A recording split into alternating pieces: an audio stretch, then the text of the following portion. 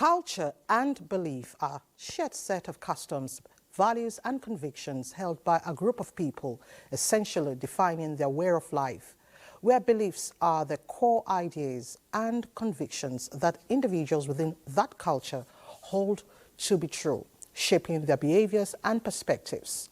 Beliefs are often deeply intertwined with the practices and traditions of the culture they belong to. A typical example is the Osu caste system, a traditional practice in Igbo land characterized by social segregation and restrictions on interaction and marriage with a group of individuals known as Osu. Historically, they were treated as inferior, confined to living in shrines or marketplaces, and faced objections when seeking relationships outside their caste. Well, efforts to eradicate this system have been underway.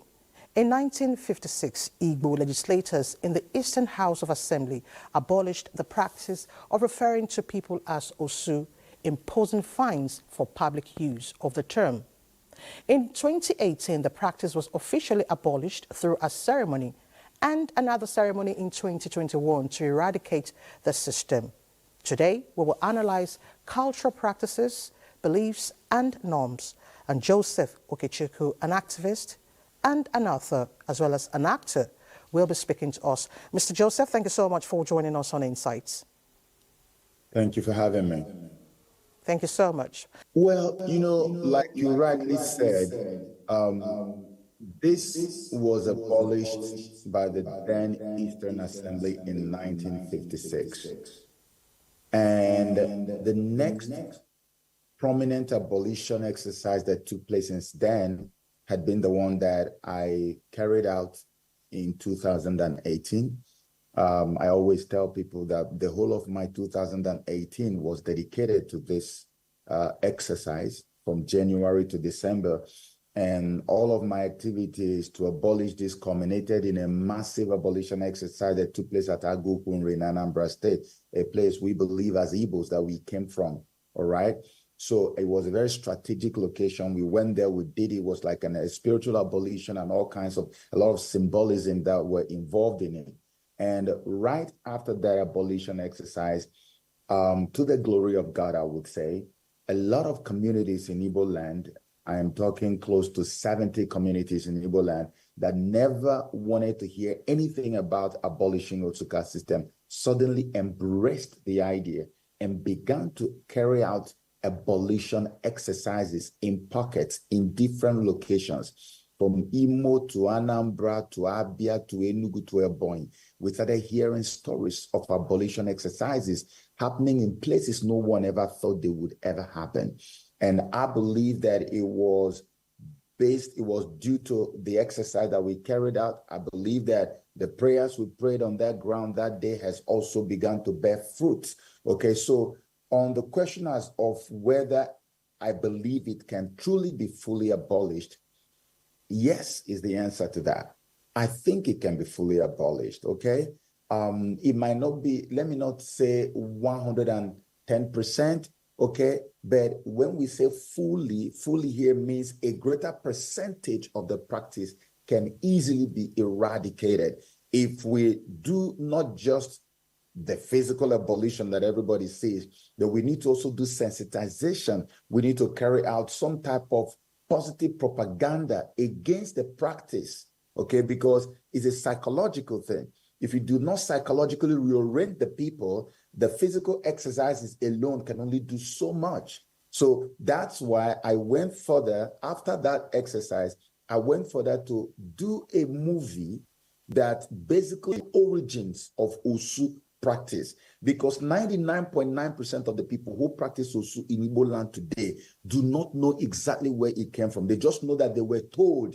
It's like a weird, warped history that was handed to us, and we just practice it. And we are practicing this thing without a full knowledge of where it came from and all of that. So the movie that I have done is a product of 10 years of research. We just squeezed it to a movie. And the first thing that happens to you when you watch this movie is that you get an idea of, oh my goodness, this is where it came from.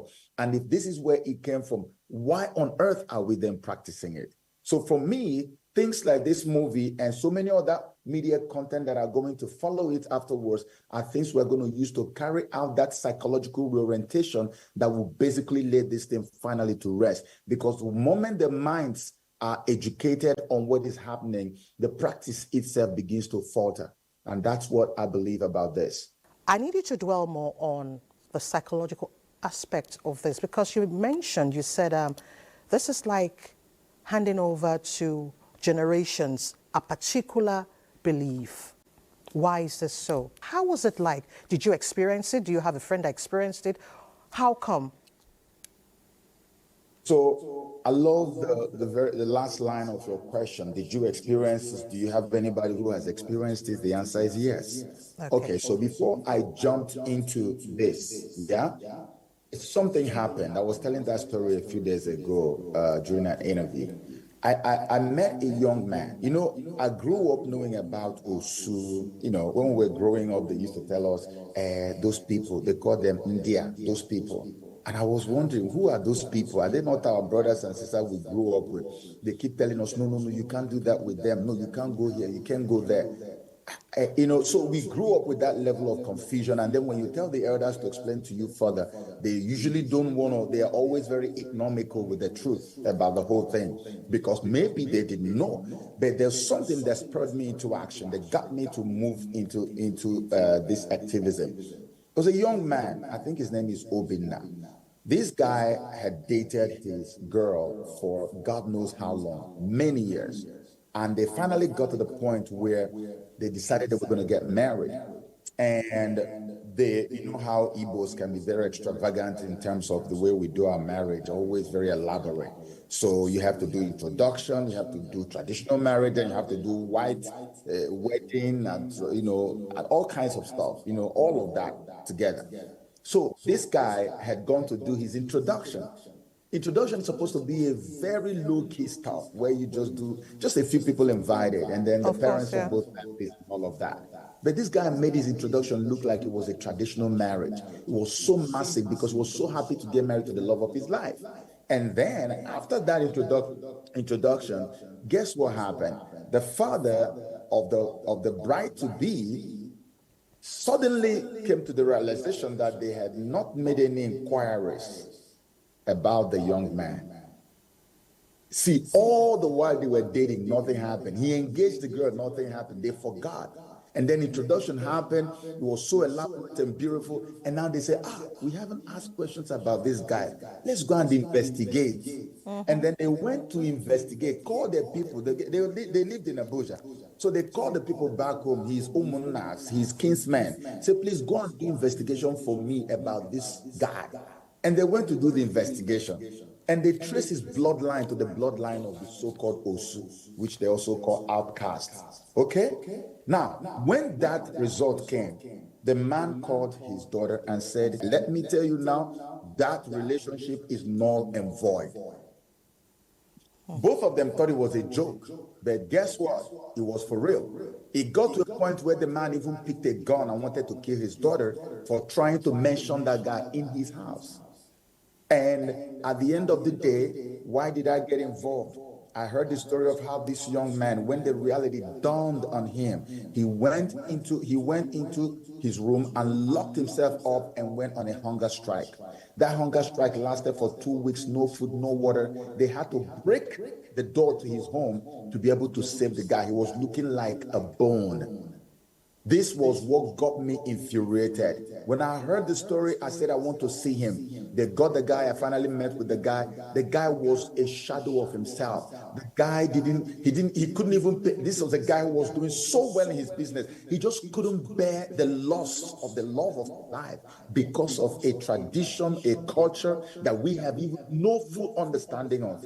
So I said to myself, okay, so if this is what is going on, why are we all acting like this thing doesn't happen? Because when you talk to my people, Igbo people, they're always like, oh, that was back then. It doesn't happen anymore. I can tell you that is taking place today that does not involve investigation.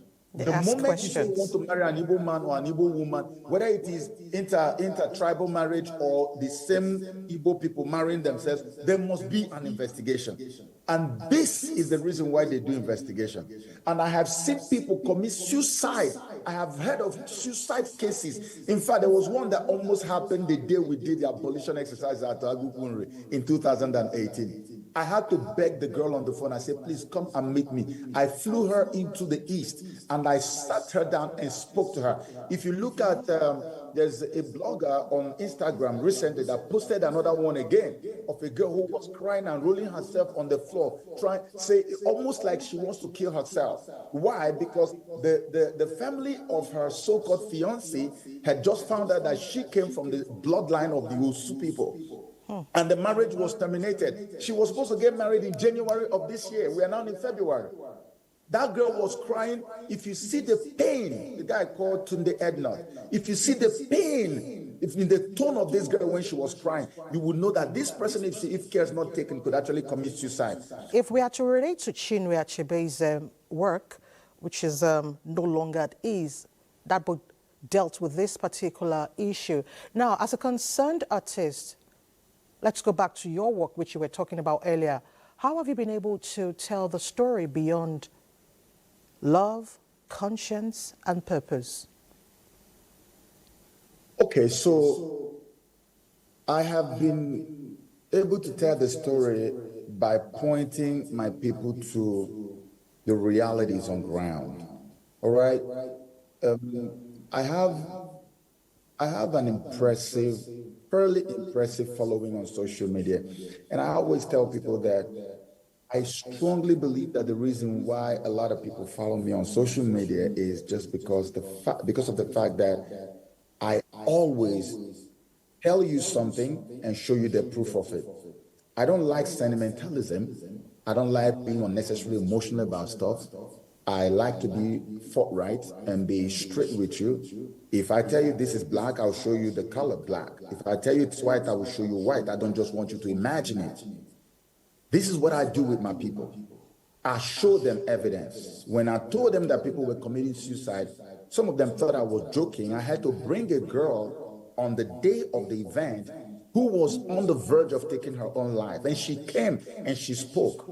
When I told them the practice was still going on, at the event, we brought a guy who said that even in Abia State, that is not such an epicenter of this practice. Imo State is the epicenter, and then Anambra. But even in Abia State, a guy, someone who is so-called part of the freeborn, Wadiala or Diala, what they call them, or Amadi, someone who belongs to that, went and shook hands with the person who belongs to the Osu caste, and they find the other person, and you have to be mildly ostracized for a while.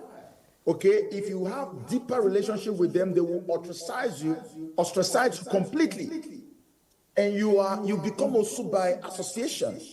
This, I'm not talking 1950 something or 1970. No, this was just 2017, 18. That was when this thing was happening. Up until this day, it is still happening. So my message to my people is, here is this cankerworm that we have in our midst, this cancer that is eating deep into the fabrics of our cultural bonding that we need to deal with right now, or else we are going to be dismembered from the inside. Implosiveness is the worst thing that can happen to any culture or society. If we implode, nobody can help us. If the explosion is coming from outside, we might band together to defend it. But if we allow ourselves to be disconnected in this manner and to be completely imploded, we cannot be able to get help from anywhere. That's why I tell them, here is the evidence, here is the proof, here it is, we need to do something about it. And then secondly, I'm going back to the movie that I made again.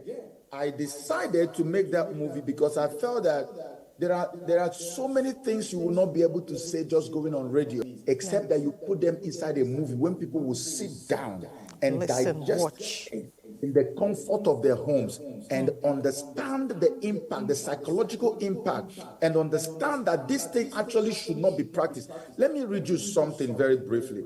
Now, in 1956, on March 20, 1956, Igbo legislators in the Eastern Region House of Assembly in Enugu abrogated the practice, declaring it unlawful and a crime punishable by law. Now, in his address to the defunct Eastern Region House of Assembly on March 20, 1956, Dr. Nnamdi Azikiwe described the Osu system as devilish and uncharitable, saying it was wrong to brand any human being with a label of inferiority due to accident of history.